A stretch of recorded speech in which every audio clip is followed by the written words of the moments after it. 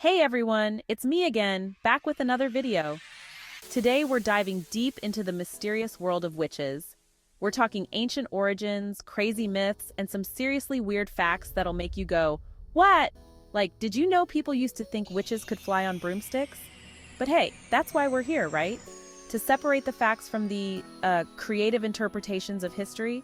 So grab your cauldron, light some candles, for ambiance, duh, and get ready to be spooked, but like in a fun way, because things are about to get witchy.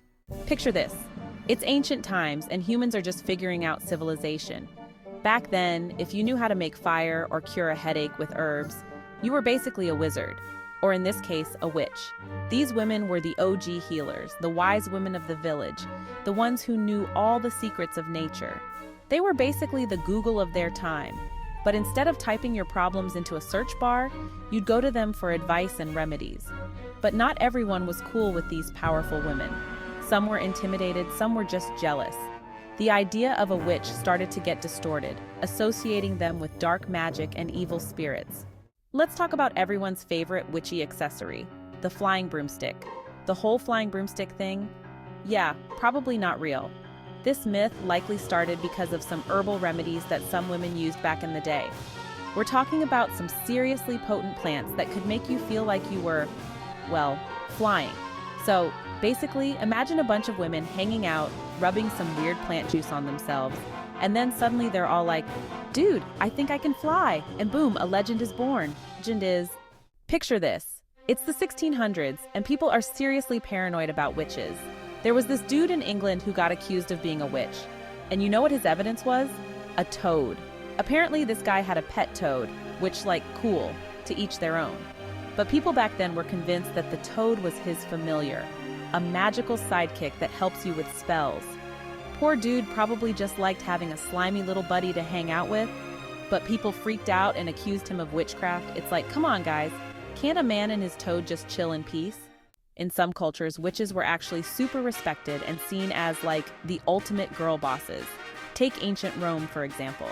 Roman witches, or sagas, were the go-to gals for all things mystical and magical. They were known for their knowledge of herbs, healing, and divination. People would actually pay them for their services. Like, can you imagine going to a witch for a tarot card reading and then putting it on your expense report? So yeah, witches weren't always seen as scary or evil. In some cultures, they were basically the OG girl bosses. It's time to talk about the Salem Witch Trials. In 1692, in Salem, Massachusetts, things got really weird.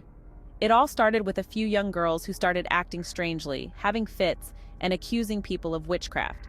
Their accusations spiraled out of control, and soon the entire town was caught up in a web of paranoia and fear.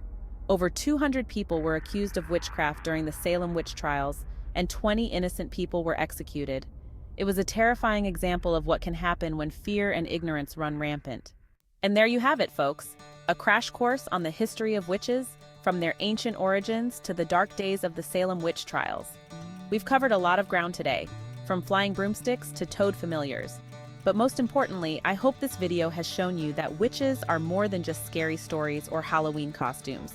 They're complex figures with a long and fascinating history, and their story is still being written today. Thanks for watching. If you enjoyed these curious facts about witches, don't forget to like, comment, and subscribe for more fascinating videos. See you next time.